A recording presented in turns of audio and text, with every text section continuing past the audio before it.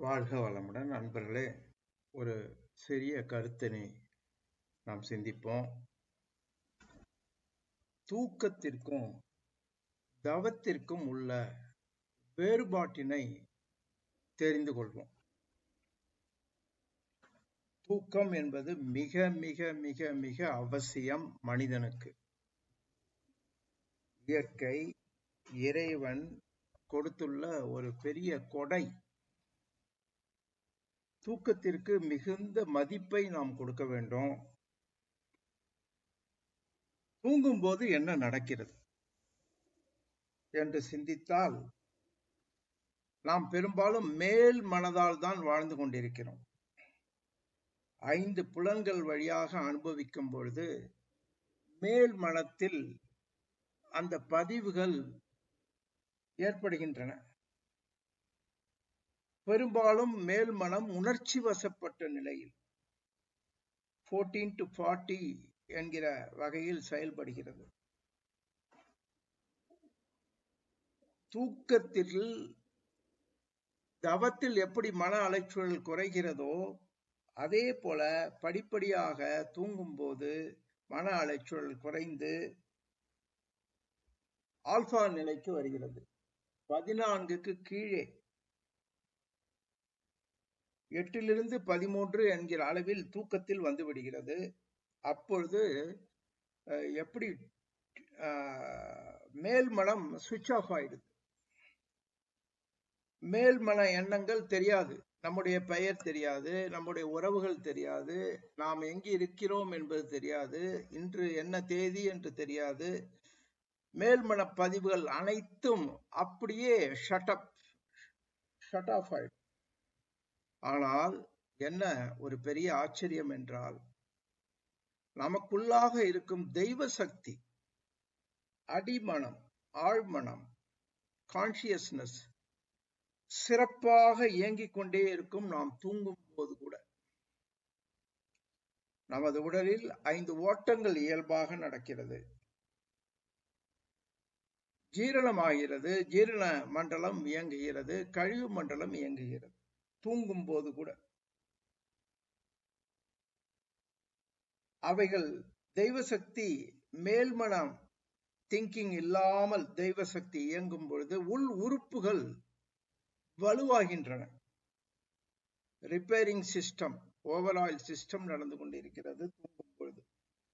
அதனால்தான் யாராவது தூங்கும் போது எழுப்பினால் பாவம் என்று அந்த காலத்தில் சொல்லி வைத்தார்கள்.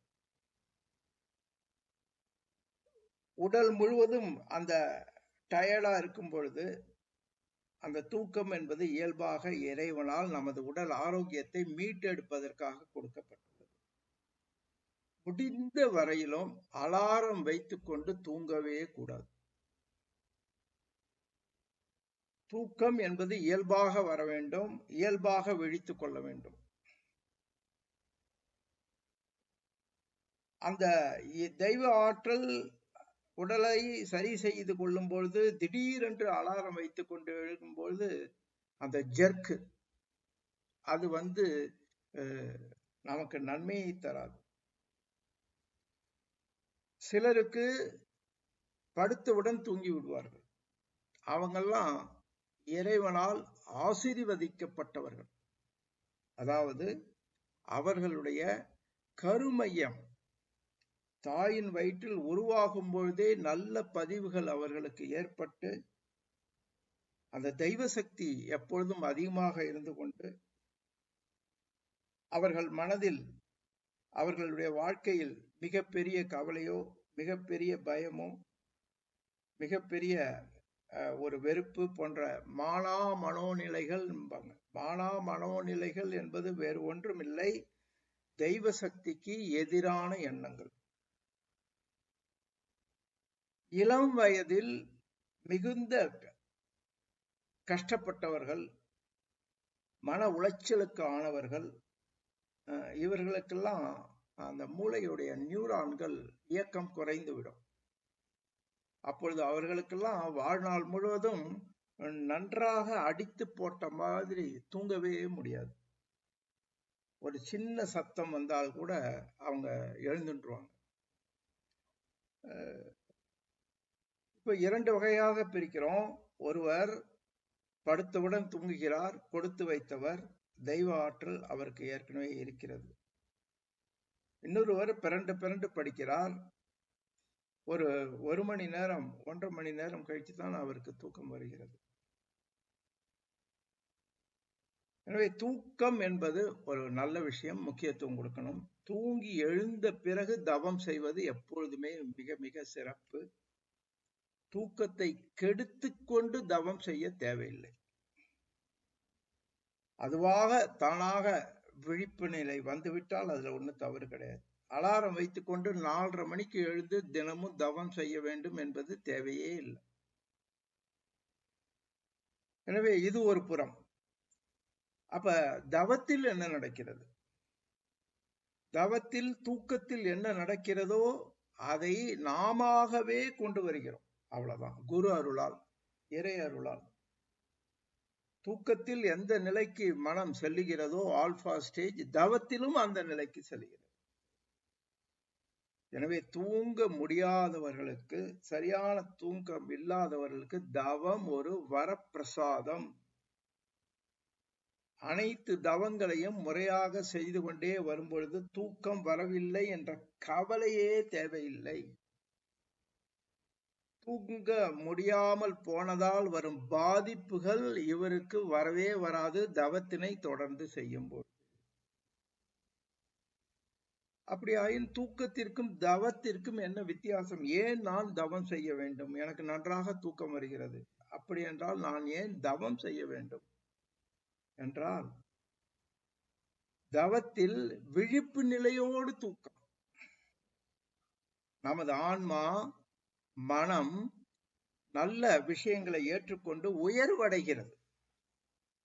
ஆனால் தூக்கத்தில் இவர் எந்த நிலையில் தூங்குகிறாரோ அதே நிலையில் தான் எழுந்து கொள்ளுகிறார். மனதில் எந்த முன்னேற்றமும் இல்லை. இதுதான் மிக மிக முக்கியமான விஷயம்.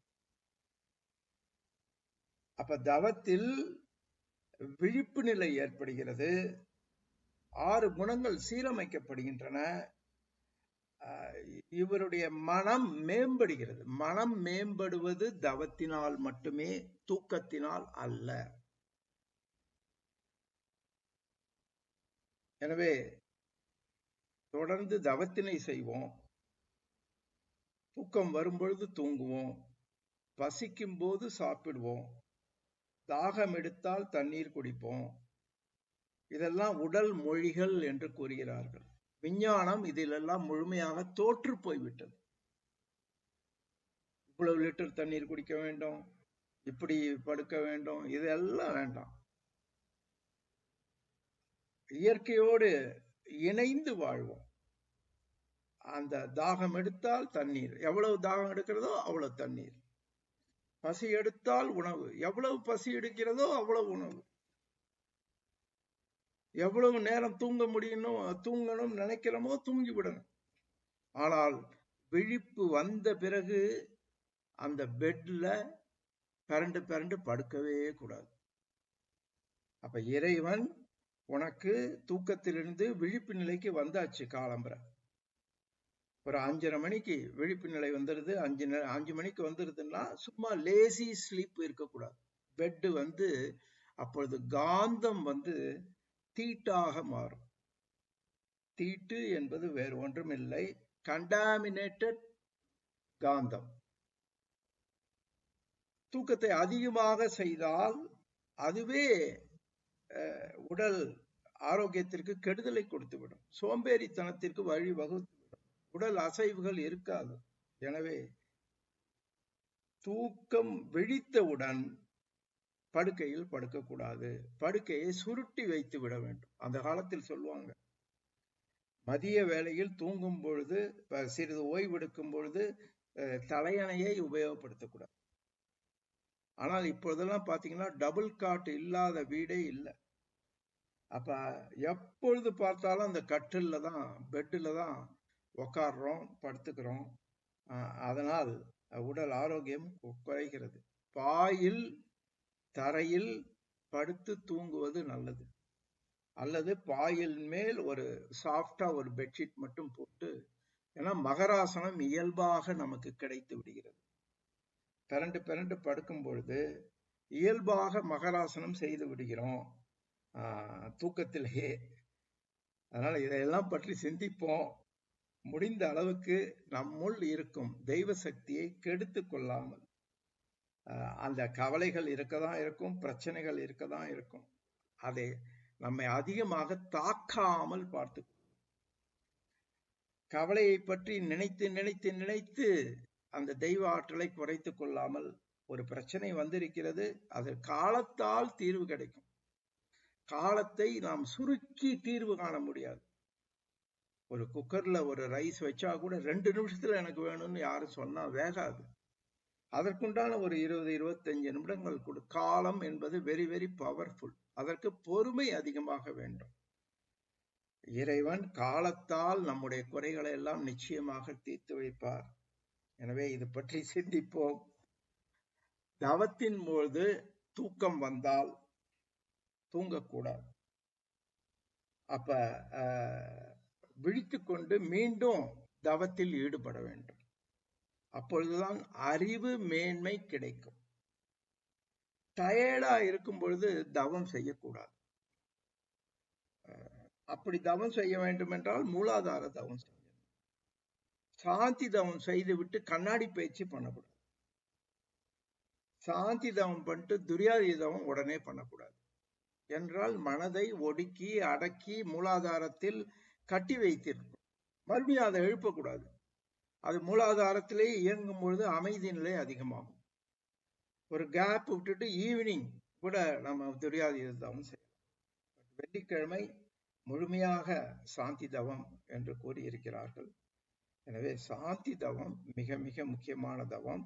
தொடர்ந்து தவம் செய்கிறவர்களுக்கு இதையெல்லாம் புரிந்து கொண்டு முடிந்த வரையிலும் நாம இதை ஞாபகம் வைத்து கொண்டு அதை பின்பற்ற முயல்வோம்.